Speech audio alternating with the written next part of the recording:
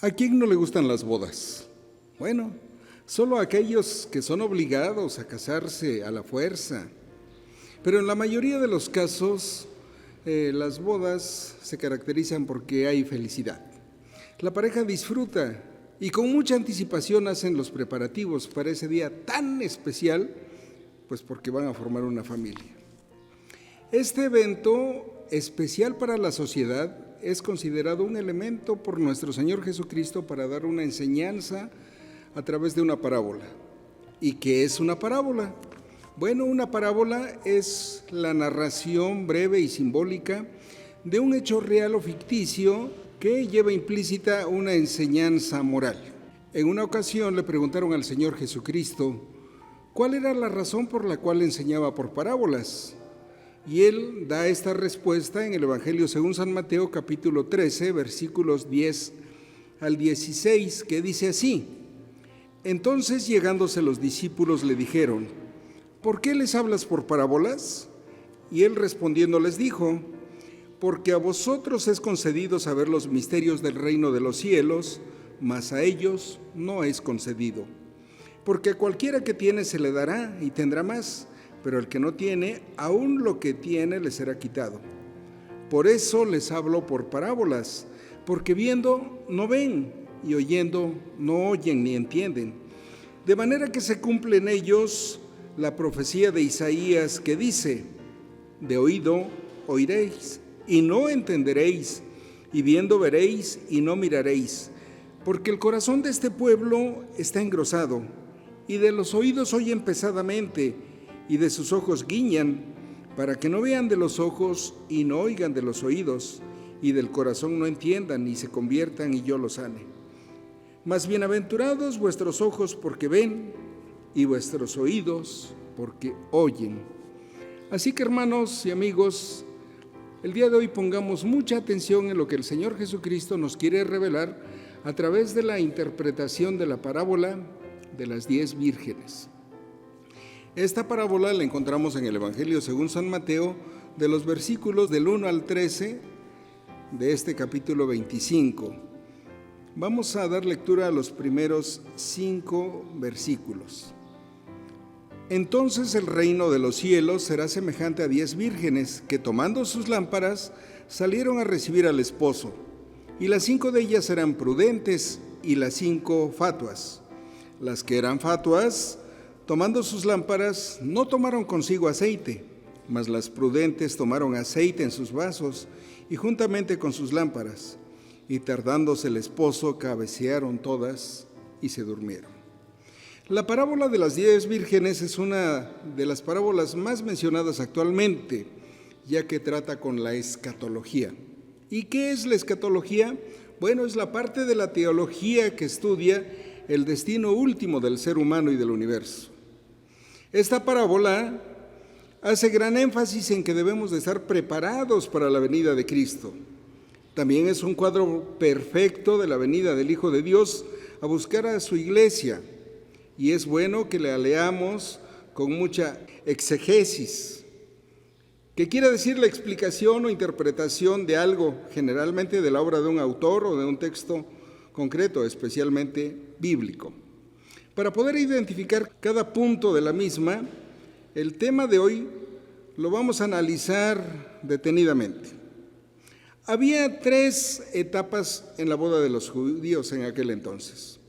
La primera etapa era la del compromiso, un acuerdo formal hecho por los padres. Las familias de los jóvenes se ponían de acuerdo y el padre de la novia pues negociaba el dote. La segunda etapa era la del desposorio, y el desposorio quiere decir promesa mutua de futuro matrimonio que se hace entre 2 personas. Y esta ceremonia es en la cual se hacían los compromisos mutuos, y luego de llegar a un acuerdo, el novio se iba aproximadamente 1 año, que era lo común que duraba el tiempo del desposorio. Y la tercera etapa era la del matrimonio propiamente. Después de que había pasado un año, el esposo llegaba, pero llegaba en un tiempo inesperado, es decir, no había una fecha exacta. Bueno, como acabamos de ver, en esta parábola se hace referencia a una gran boda. En aquel tiempo, las bodas significaban la más grande celebración para el pueblo judío en esta celebración. Después de la ceremonia había un gran banquete y posteriormente había danzas, juegos, lo cual podía durar varios días. Para la pareja, esto representaba la semana más feliz de sus vidas. Y para sus amigos también era una semana de gran felicidad, pues era un evento que nadie se quería perder. Hoy en día casi tenemos las mismas costumbres. Se hace una boda y luego, después de la ceremonia, disfrutamos de un gran banquete. Y aquellos que se perdieron de la boda simplemente terminan lamentándose por no haber podido asistir. En esta parábola, los personajes centrales es el esposo y las 10 vírgenes. En esta parábola no se menciona a la esposa, porque las vírgenes ocupan su lugar. Jesús acomoda esta ilustración con fines de transmitir lo que Él quiere enseñar. Podríamos decir entonces que la iglesia está representada por las 10 vírgenes. En los tiempos de Jesús, la tradición judía en las bodas era que un grupo de amigas de la novia esperaban al novio cerca del lugar en el que se iba a llevar el enlace y, por lo regular, cuando era de noche, tenían que encender sus antorchas y se paraban alrededor o en los lados del camino para alumbrar al novio y llegar al lugar en donde se iban a casar.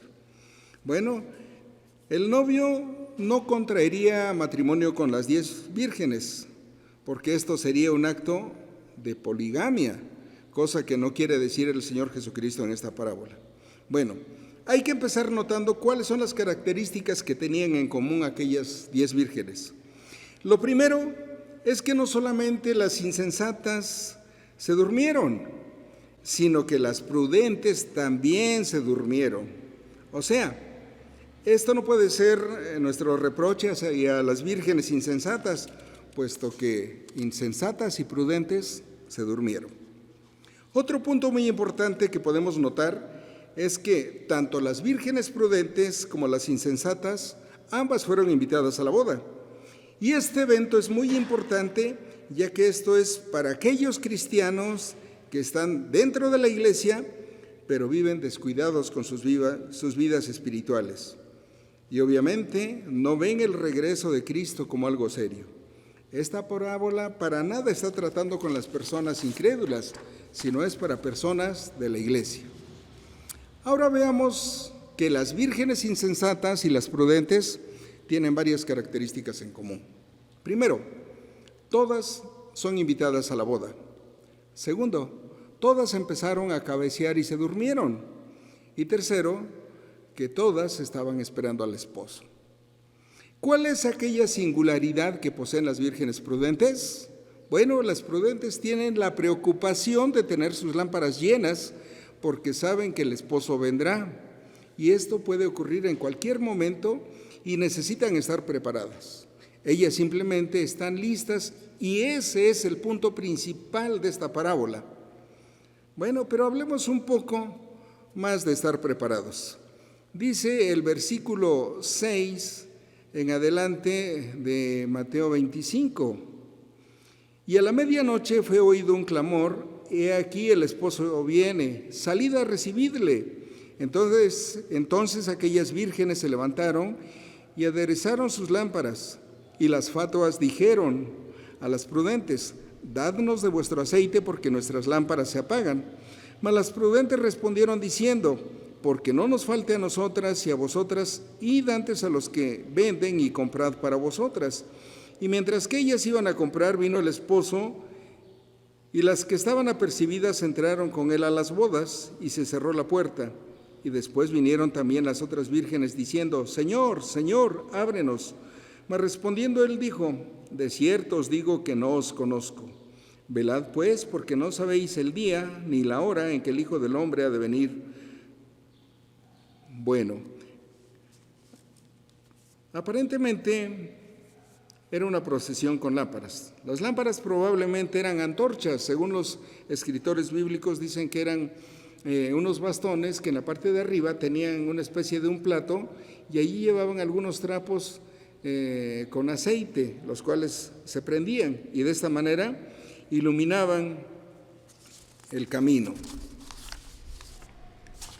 Bueno, anteriormente ya habíamos hablado de que este evento era muy importante para los judíos y es muy característico el hecho de que cuando una persona es responsable y tiene que realizar alguna actividad especial, ¿sí? Llámese una graduación, llámese una entrevista de empleo, llámese alguna actividad en la cual necesita presentarse adecuadamente, con mucha anticipación está arreglando su vestuario, está arreglando sus zapatos de tal manera que el día en el que tenga ese compromiso esté todo listo. Bueno, por eso también dice la palabra de nuestro Dios es que estemos preparados porque la hora cuando el Señor viene nadie la sabe. Dice Mateo 24:44, por tanto vosotros estad apercibidos porque el Hijo del Hombre ha de venir a la hora que no pensáis. Bueno, ¿qué podemos aprender nosotros de estar preparados? Bueno, tenemos mucho que aprender. En primer lugar, debemos ponernos en la posición que nos corresponde. Somos la Iglesia de Cristo y debemos de actuar como tal. El Nuevo Testamento hace mucho hincapié sobre esto y nos dice palabras como no durmamos como los que duermen. Esto lo encontramos en 1 Tesalonicenses 5:6. Dice, no durmamos como los que duermen y seamos sobrios. Es decir, nosotros viendo todas las cuestiones que están pasando, debemos de abrir los ojos. El Señor Jesucristo prometió que va a regresar. Además de eso, en su palabra santa, da una lista de eventos que habrán de presentarse cuando su regreso ya esté próximo. ¿Y qué creen? Muchas de estas señales se están cumpliendo. Por lo tanto, dice, no durmamos. Bueno, pero hablemos también sobre un aspecto importante, el retraso de Cristo. En el verso 5 nos habla de una parte esencial de la parábola que dice que al tardarse el esposo, las vírgenes empezaron a cabecear y se durmieron. Mateo lo escribe medio siglo después de la resurrección de Cristo y está teniendo una lucha constante con lo del retraso de su venida, porque los discípulos tenían en mente que el Señor Jesucristo iba a regresar pronto, ¿sí? Y es importante saber que en estas parábolas Mateo alienta a la iglesia que se mantenga en un estado de alerta, incluso si están cansados de esperar. El apóstol Pedro, al parecer, también estuvo en la misma lucha con aquellos quienes cuestionaban el retorno de Cristo y por eso escribe, el Señor no tarda su promesa, según algunos la tienen por tardanza, sino que es paciente para con nosotros, no queriendo que ninguno perezca, sino que procedan al arrepentimiento. Esto lo encontramos en la segunda epístola de Pedro, capítulo 3, versículo 9. Aquí nos damos cuenta que el Señor verdaderamente ha prometido regresar y que su promesa es que el Señor no tarda. Él no ha dicho una fecha exacta, no ha dicho voy el viernes en la tarde o voy el domingo temprano. Él dice que vendrá y ese día no lo sabemos. También es importante saber que además de esta gran promesa, hay un sinnúmero de acontecimientos que habían de suscitarse en su venida. Y es como les decía, estos acontecimientos se están presentando. Bueno, la lucha del retorno de Cristo no solamente Mateo y Pedro la sufrieron. Los cristianos de hoy en día también muchas veces nos cuestionan, pues no que iba a venir Cristo. La secta de los testigos de Jehová se han atrevido a argumentar alguna fecha del regreso de Cristo.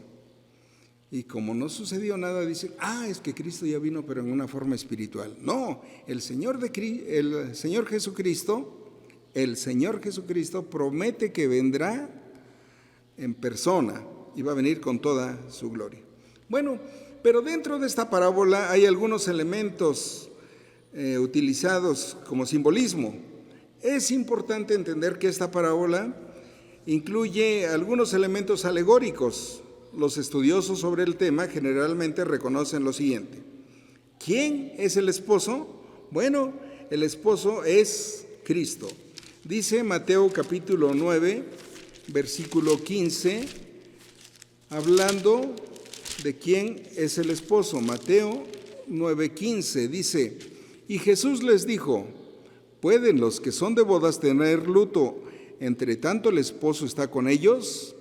Mas vendrán días cuando el esposo será quitado de ellos y entonces ayunarán. El Señor Jesucristo se está presentando como el esposo. Bien, las vírgenes representan a la iglesia que están esperando el regreso de Cristo. La llegada del esposo a medianoche es el regreso de Cristo y cerrar la puerta representa el juicio final. Bueno, pero el aceite, ¿qué representa? Muchas personas dicen que el aceite representa la unción del Espíritu Santo. Y en este punto el aceite merece un poquito de atención, puesto que el gran problema de las vírgenes insensatas fue no tener aceite suficiente en sus lámparas. Lutero decía que el aceite representa la fe. Otras personas han identificado el aceite con las buenas obras, la relación personal con Cristo. Bueno, tenemos que irnos al contexto de la parábola. En este caso, estar preparados, y esto hace gran familiaridad con el Sermón del Monte que está en los capítulos anteriores. Esto hace referencia a las expectativas de Cristo con su iglesia. Y es que Cristo desea que su iglesia esté preparada, que tenga aceite, lo cual significa obedecer las enseñanzas de Jesús. Bueno, las vírgenes insensatas no estaban preparadas porque les faltaba aceite. Y el aceite se utilizaba en aquella ocasión para llenar sus frascos y que tuvieran combustible suficiente. Pero también en muchos pasajes bíblicos el aceite es un emblema del Espíritu Santo, así lo menciona Zacarías en el capítulo 4 de los versículos 1 al 17. Y sin aceite los que iban a la fiesta no estarían preparados para recibir al esposo. Bueno, podemos hacer la comparación. Sin el Espíritu Santo obrando en nuestras vidas, nadie está preparado para el regreso de Jesús. El aceite que se utilizaba era aceite de olivo. El aceite lubrica cuando se usa para este propósito. Si ponemos aceite en dos superficies hay poca fricción y desgaste. Entre los que están lubricados por el Espíritu Santo debe de presentarse esto, no desgastarnos. El aceite sana y fue usado como tratamiento médico en los tiempos bíblicos. Lucas en su capítulo 10:34 dice que el Espíritu de Dios trae saneamiento y restauración. Bueno, el aceite al ser utilizado como combustible da luz, y donde está el Espíritu de Dios hay luz. Dice su palabra que nosotros somos la luz del mundo. El aceite también cuando se quema, también calienta cuando se usa como combustible. Cuando el Espíritu de Dios está en nosotros, tenemos ese fuego por servirles. El aceite vigoriza cuando se usa en un masaje. El Espíritu Santo también nos vigoriza cuando nosotros lo usamos. El aceite adorna cuando se aplica como perfume. El Espíritu Santo nos adorna y nos hace más agradables a los que nos rodean. El aceite pule, dice, cuando se usa frotando los metales. El Espíritu Santo nos limpia de mugre y nos alisa nuestras asperezas. Nadie puede ser un verdadero cristiano sin que el Espíritu Santo more en él. Dice Romanos 8, versículo 9 de la siguiente manera. Romanos 8, 9. Mas vosotros no estáis en la carne, sino en el Espíritu. Mas vosotros no estáis en la carne, sino en el Espíritu, si es que el Espíritu de Dios mora en vosotros. Y si alguno no tiene el Espíritu de Cristo, el tal no es de él. Bueno,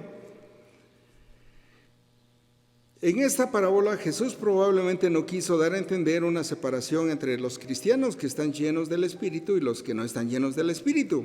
Es probable que la distinción sea entre verdaderos y entre falsos cristianos.